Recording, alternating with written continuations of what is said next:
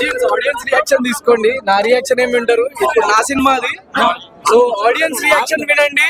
And మీరు cinema చూడకపోతే definitely వెళ్ళండి, ఎందుకంటే చిన్న సినిమా కాబట్టి ప్రతి ఒక్క మీడియా పర్సన్, ప్రతి ఒక్క ఆడియన్స్ వర్డ్ ఆఫ్ మౌత్ అన్నదే కావాలి మాకు. సో నేను నా సినిమా గురించి రివ్యూ చెప్పదలుచుకోలేదు, కానీ మీరు ఖచ్చితంగా చూడండి. ఒక ఎక్స్ట్రాడినరీ ఫిల్మ్ మీకు ఇచ్చిన అని చెప్పేసి నేను నమ్ముతున్నా. సో బాక్స్ ఆఫీస్ అవన్నీ పక్కన పెట్టేసి ఒక ఎక్స్ట్రాడినరీ, ఒక ఎక్సలెంట్ ఫిల్మ్ మాత్రం నేను తీసిన అని చెప్పేసి నమ్ముతున్నా. సో ఆడియన్స్ రియాక్షన్ చూడండి అండ్ మీడియా వాళ్ళు ప్రతి ఒక్కరు సినిమా చూడండి. నచ్చితే మాత్రం నిజంగా పాజిటివ్ గా మీకు అనిపించిన పాయింట్స్ చెప్పండి బయటికి, ఎందుకంటే చిన్న సినిమాకి మీడియా వాళ్ళ సపోర్ట్ కానీ ఆడియన్స్ సపోర్టే కావాలి.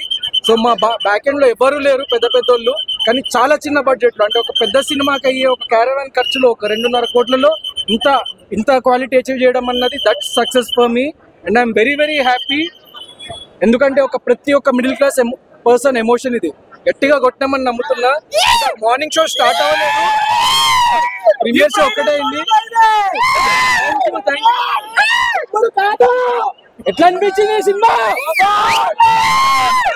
So purely middle class people తో చూడాలని చెప్పేసి అనుకున్నా నేను సినిమా, అందుకే మీడియాని పిలిచినాము, మిడిల్ క్లాస్ పీపుల్ ని పిలిచినాము. సో మీరు వాళ్ళని అడిగి తెలుసుకోండి. Thank you. నేను మళ్ళీ వచ్చి మాట్లాడతా, మళ్ళీ మాట్లాడతా.